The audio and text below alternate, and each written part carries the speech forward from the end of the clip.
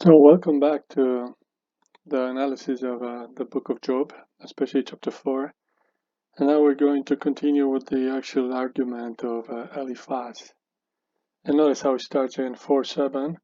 We're going to look at verses 7, 8, 9, and 10. And then the new section, and 11. And then a new section will start from 12 to 17, 16, and then 17 to the end. But let's look at this section. So please read with me here. So it says here, Zechorna, Nazachar, Zechorna, that's a Chametz Chatuf. This is a short O, Zechorna, because the accent is on the last one. So this is a closed, unaccented syllable. Instead of reading Zechar, we read Zechor. Anyway, so Zechorna, Mihu Naki, Avad. Pause here because of Atnach. V'ifo Yesharim Nichadu. Right? Zechorna. So it's kind of like, this is an imperative, of course. Please remember. In any case, most people don't translate with please, but it's a polite way of addressing. Probably Job is older or is suffering, but it's kind of like, please remember. Mihu, literally, who is he, or who's that? Naki, innocent. Who's the innocent one? Avad. Avad, here we simply have a Cal perfect, third masculine singular. The reason this is not a patach is because again of the pause which lengthens the vowel. But we're familiar with the verb avad, to perish. So who is one who is innocent and perished, right? Remember this. Remember, do you know any case? And where are the Yesharim? Of course, Yeshar, the upright. Where are the upright that were cut off? Nichadu. And Nichadu are included in our vocab because usually has the meaning to hide, to be hidden. In this case, it's a nifal, Nichadu, to be hidden. But notice also here to be effaced, to go straight, to perish. So when did and where? Do you know any cases where? Where the Yesharim, the upright, were faced, were cut off, perished? It's a rhetorical question. Remember, do you know any cases? Because notice what he says now, and this is a crucial sentence.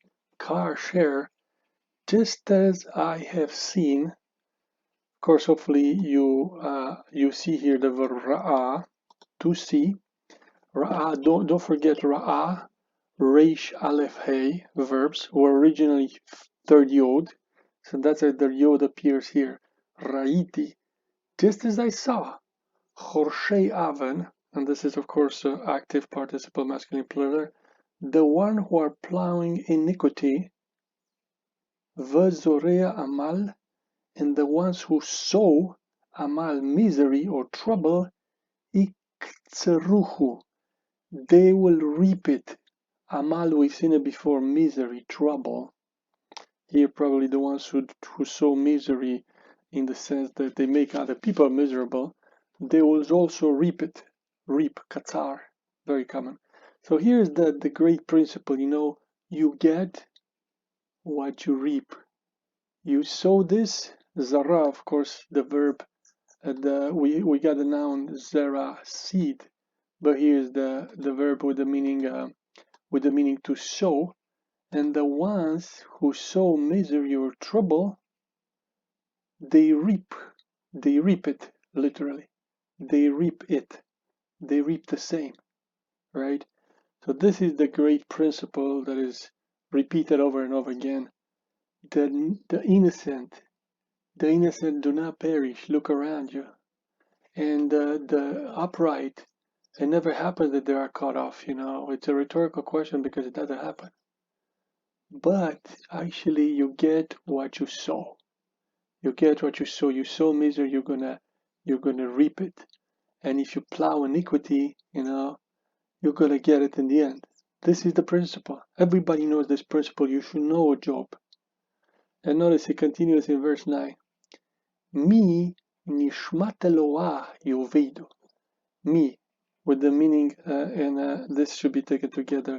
Should have put this also red. So it's hard to highlight it sometimes. But neshama, it's the breath. It's the breath of God. You know, the verb appears, the noun appears in Genesis at the beginning when God puts His breath into human beings. So here is but here the breath of God is used basically to perish, to kill, to destroy, yovedu, right?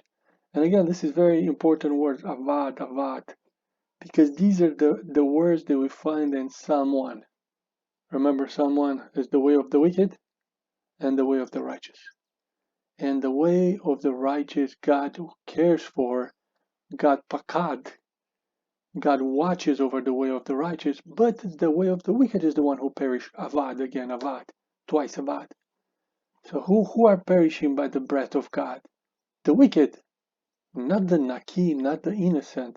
And from so you can see now the parallel between ruach and nishma. It's kind of a breath, wind. And from the spirit or the wind of his anger, literally, here it's translated the blast of his anger, up from nose, referring to anger, and from the anger of God, they are consumed. Please notice here the verb kala, kof lamet hey, to be consumed, kal. They will be consumed. Who are the ones who are consumed? Who are the ones who perish?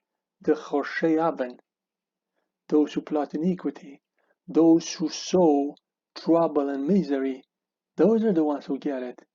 Those are the ones who are punished by God, not innocent people like you pretend to be. And then notice here, now this is an interesting verse because we have a lot of words. And you might want to look them up just to see how many words. It's just an interesting concept because if you think about your language, if you think about English, Romanian, Korean, there are not that many words for lions. Probably just one word, maybe two. But here notice how many words for lion Hebrew has. It's interesting. Clearly they must have had lions, and they did have lions, of course, at that time. But it's just interesting that they have so many words of lions. So notice here, the roar, shaga, the roar of the lion, and the voice of the shachal. Now it's translated a fierce lion, but it's really difficult to distinguish between Arya and shacha. And the teeth of the young lions now, a word for young lions, nita'u, are broken or are pulled out maybe by some.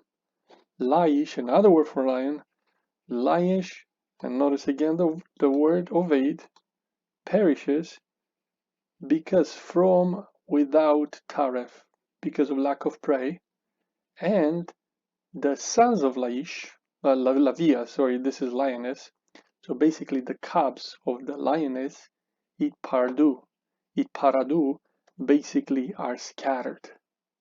So God, when He intervenes, all these lions, all these people who I think are strong, God breaks their teeth. God scatters them because God's got the power to do that. It happens, but it happens just to the predators. It happens to the people who are violent, not to the innocent.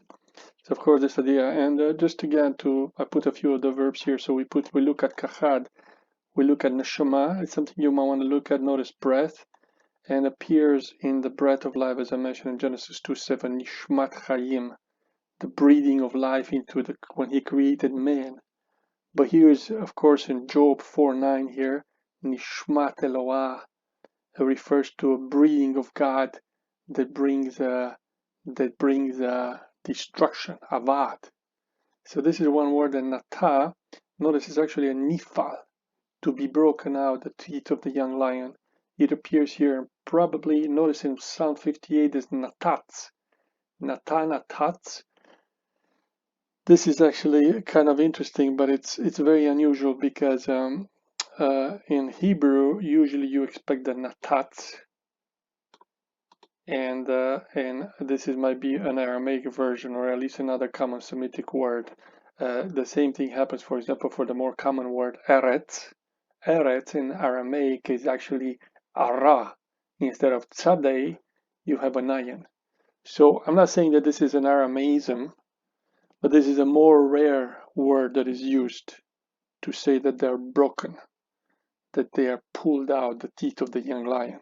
And of course, we saw the word parat here. They are scattered. The cubs of the lioness, lavi.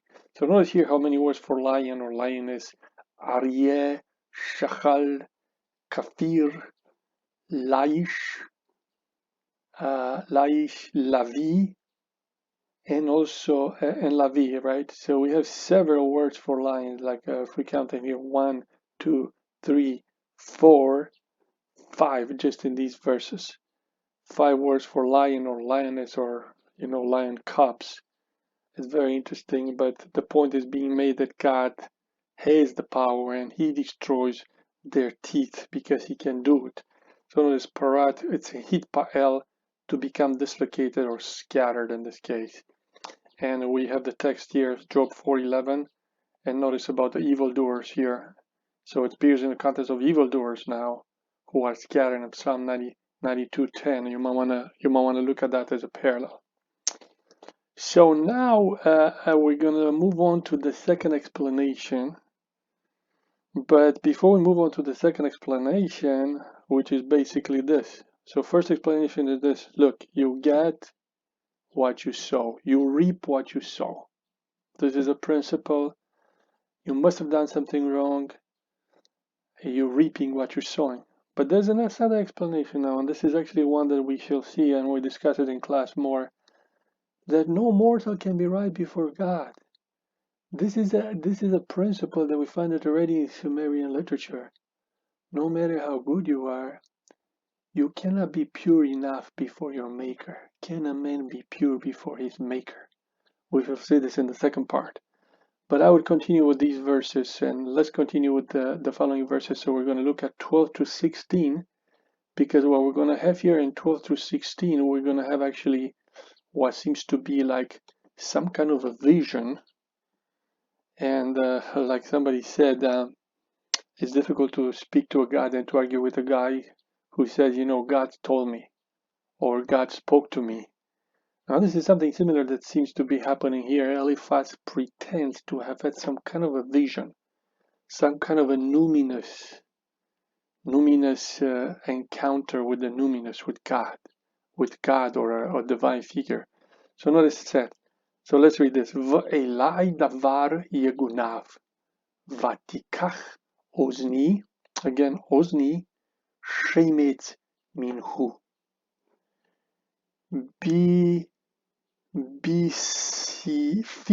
Bisipim me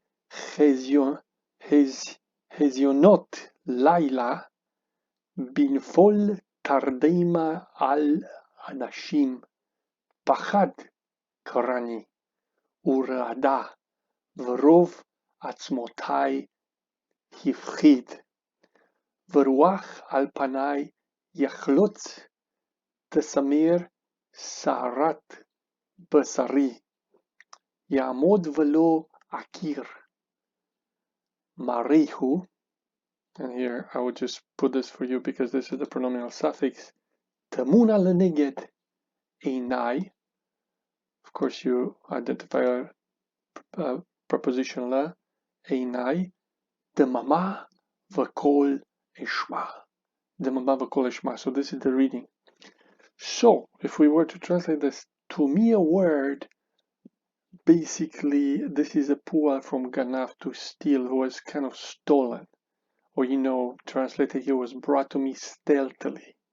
But you could say like to me a word was kind of brought stealthily, was stolen literally. Vatikach ozni shemet minhu. And of course, this is the verb lakach.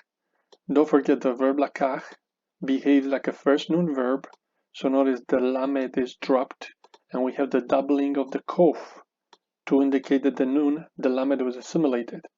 But this is a verb consecutive, perfect, from the verb lakach, and it received, who received my ear, ozni, ozen is here, and of course with the pronominal suffix e, first common singular,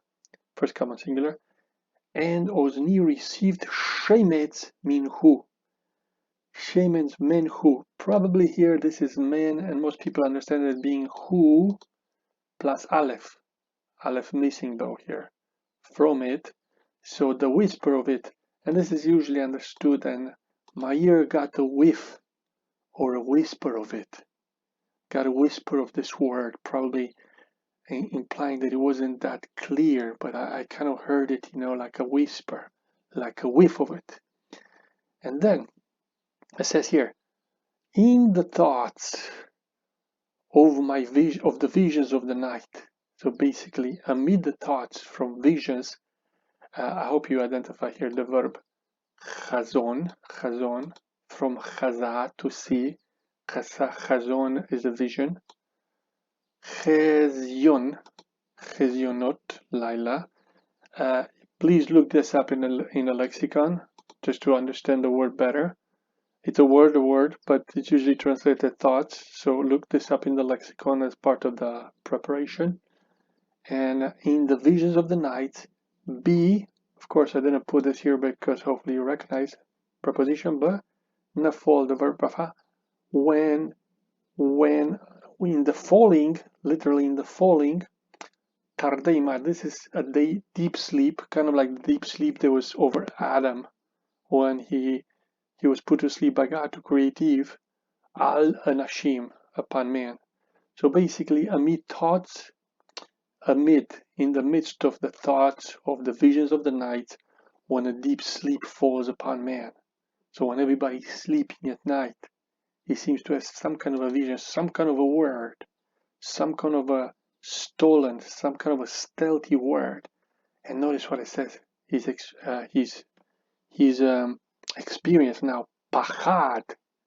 This is a word of fear, of terror. Dread. Karani. Dread encounter me, really. So this is not the word kara, to call. Please notice there's another kara. It's like kind of like to meet me, to come upon me, to encounter. So this dread came upon me, urada, trembling. The word trembling appears again in the Psalms, fear God, and kind of fear God and rejoice with trembling. Very, very similar here. And trembling and, the multitude of my bones, hifchid. Notice the word pachad. Here, of course, is the feel, basically made my bones shake in this case. May all my bones shake. So this trembling, which make my bones, really dread, fear, because notice it's of course the same verbal root, pachad. But you might want to look at pachad in the hifil. Translated here, make my bones shake. But it's the idea that basically made me very terrified, it terrified me. So it was some kind of experience in the night that terrified him. And notice here, Varuach al panai yachlof. So like a spirit upon my face, glided, chalof. So look this up, and this is translated glided past my face. A translation of USE, but literally here, upon my face, or maybe before my face, glided. The Samir Sarat Basarai. So this is Sarat Basarai, the hair or my flesh, literally. The hair of my flesh stood up. Again, please look this up in the dictionary. This is a pia. The hair of my flesh stood up upon me. So this is some words that you must look up and you want to include in more detail. Maybe look at the usage. I'm not going to look it up for you. I want to give it to you as a homework just to move a little bit faster. Hopefully to cover the whole chapter. And then Ya'amod, so stood up, velo achir.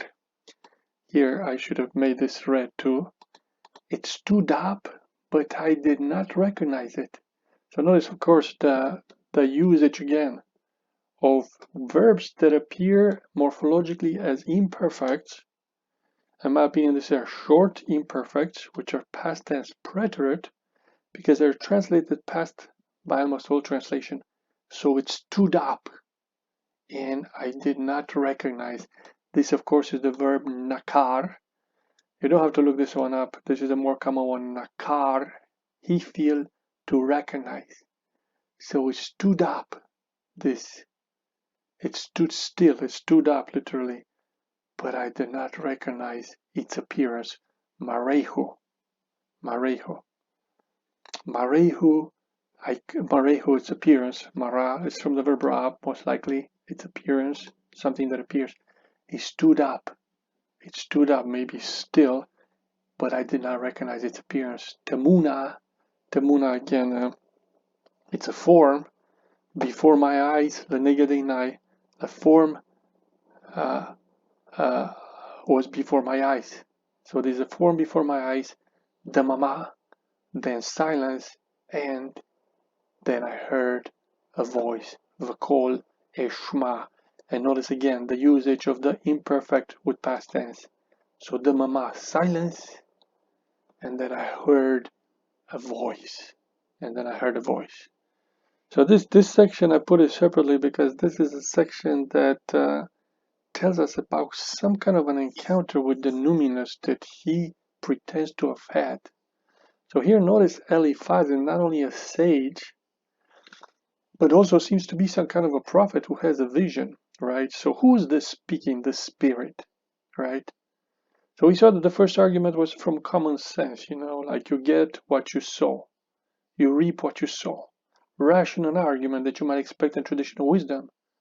But this argument is not based on tradition at all. It's based on an experience. Its truth may be observed by one and all. But here, than in the previous one, right? But here, we notice it's a private religious encounter. Usually this is associated with prophetic tradition, what is called the mantic wisdom. So again, to think about mantic wisdom, it's something that has to do with dreams. And when you think about dreams and sages, there are at least two people in the Old Testament that you think about. First of all, you probably think about Daniel, because Daniel was the one who had visions, and not only in the second part of the book of Daniel, but also in the first part, when Daniel, is able to show the kings that he serves that he's the wisest in the empire. How? By having some visions and dreams and by interpreting their dreams. This is what is called mantic wisdom. It has to do with dreams and visions. So again, this is because wisdom is sometimes perceived as a gift, as we learn from Solomon, give me wisdom. Give me wisdom, but we also see it actually in Job 32:8, and we see it actually even in Proverbs chapter 2. God gives the wisdom. And of course, the clearest example of this mantic wisdom, as I mentioned, is Daniel, but I would also look at Joseph. Joseph, of course, is praised by Pharaoh that he has the wisdom of the gods in him, the Most High, the wisdom of the Most High. So here notice Eliphaz seems to be a sage prophet. He tells of his encounter. A word came to him unexpectedly, sneaked up on him at night amid disturbing dream visions. So it's not a full revelatory experience. He heard only a whiff, a whisper. But it's an encounter, as I mentioned, with the numinous. So his encounter is arguably more frightening, for it's not only an audition or a vision, it is a direct encounter.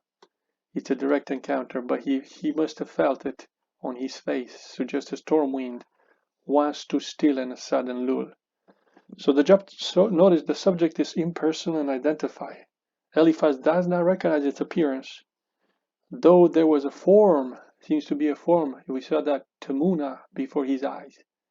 So according to some interpreters, the language suggests a storm theophany, as in 1 Kings 18:19, in the encounter of Elijah. And also if we look in Ezekiel's inaugural vision, so some kind of a storm theophany on this, if that is the case, of course, later Job is going to have what seems to be a storm theophany when God speaks to him. Notice how Lord Byron puts it. There he stood, all formless but divine, a silence and a sound. Again, it may seem as an oxymoron, a silence and a sound, but most likely there was first a silence, and then in that silence, then the voice spoke. And again, reminds us about Elijah's encounter of the Kol Damamah. Kol Damamah, very similar with what we saw there, the Damamah silence. And remember when Elijah saw the silent, it's like a silent voice, kind of like a, not necessarily silent, but like a soft voice that comes after the wind and the storm passed in 1 Kings 19:12. So very similar with that. But what is amazing about this is that he pretends to have had some kind of a divine encounter which terrified him, and now gave him these revelatory words. And these are the revelatory words that you want to look at and you want to study in more detail. And again, it starts with this crucial question that is the one that you want to focus with. But please translate also the rest. Translate also the rest of the chapter. But let me just look at it very briefly. Verse 17 here. So notice here. Ha'enosh me'eloha itzdak im me'osehu ithar gaver. So here, notice we have, of course, two words here. Enosh, and it's another word for man. Enosh. And then there's the word gaver, which we already seen. We already seen in chapter 3 where it says a man was born, right? Yulad gaver, I think it was. A man was born. But it's saying, should man, can man from God, or perhaps better, more than God, Eloah, more than God, Itzdach. Tzedek, of course, we're familiar, tzedek, righteous, but it also functions as a verb to be righteous. So will a man, or can a man, be righteous more than God? Can a man be more righteous than God? Im and meosehu ithar gavar. Or this is also simply can understood an interrogative marker can also be translated with if, but notice most translation. Can a man be pure? So it's taken again just as an interrogative, so it's not translated. Can again be pure? Here's the verb tahar, to be pure, to be righteous. So very similar. God is his maker, osehu. So notice, of course, from the verb asa, osehu, active participle, from the one making him, from his maker, to be pure, a man. So man, notice the parallelism, gavar, enosh, Eloah, osehu, right in the right, Eloah, osehu, God, his maker, to be righteous, to be pure. This is the question. Can a mortal man, enosh, a possible translation, enosh, maybe the weak man. Enosh sometimes is understood by some as a representing a man who's kind of like a weak or like a mortal man. So notice this translation: can mortal man be right before God, or even better, I would say, be more righteous than God? Can a man be pure before his maker? Can a man be pure before his maker? Is that possible? Or more pure than his maker, right? We could be understood in a comparative way. Can man be more righteous than God? Can he be more pure than his maker? Right? But even if not, even if you don't translate as as more, still this is a question then that remains to be answered. Behold, in his servants he doesn't trust. Lo amin. Aman, of course, it's a he feel from Aman, to trust. Because the word amen. Behold, even in his servants he doesn't trust. And in his malach. Please do not confuse with king. This is malach. And his messengers. Of course, this is the suffix for a plural. And in his messenger, yasim tahola. He doesn't put. So the law, please notice the law carries into the second part. And in his messengers, he doesn't put sim, he doesn't put trust, or he doesn't put, he he charges with error. No, that's not it. Even his angels he charges with terror, or yeah. Oh, actually, yeah. This is what is translated. Sorry about that. So let's redo this. And in his messenger he charges with error. Again, look this up in the dictionary. This is very important. You want to look this word up. So I'm just going to let you do that, and then continues with the translation of this chapter. And then when we come back, we will discuss to see what are the explanations that Eliphaz is giving to Job, and are these right or wrong, especially as we compare it to the book of Proverbs and other passages, of course, in the Bible. So think about that. But usually, but basically, it appears that the argument is like this. Number one, you reap what you sow, number one. And number two, there's no person, no matter who he is, that can be pure before God, that can be righteous before God. Because even his messengers, he charges with error. And again, make sure you look up this word in the dictionary and a few of the other words that are key. I put here in red. So these are in red words that you want to look at, especially a word like ash. You want to look at, you might want to find the verbal root of this one. Please find the verbal root of this one. We see again avad. Make sure you understand this word because it's at the end. Nisa, it's a nifal. And yater, of course, hopefully you know mut, and of course you know chokhmah. But think about the ending in verse 21 as you translate, because some people argue that this book of Job is ultimately a dispute about wisdom, about who is wiser. And of course, the wisest person can, or at least should be able to explain why there's so much suffering, why there's so much misery for man. Is it possible for human beings, even the wisest, to explain that? That is something that the book of Job is addressing. Thank you, and see you in class at 4 I think at 3:30. In any case, I will list it up for you on Google Classroom at the exact time. Thank you and God bless.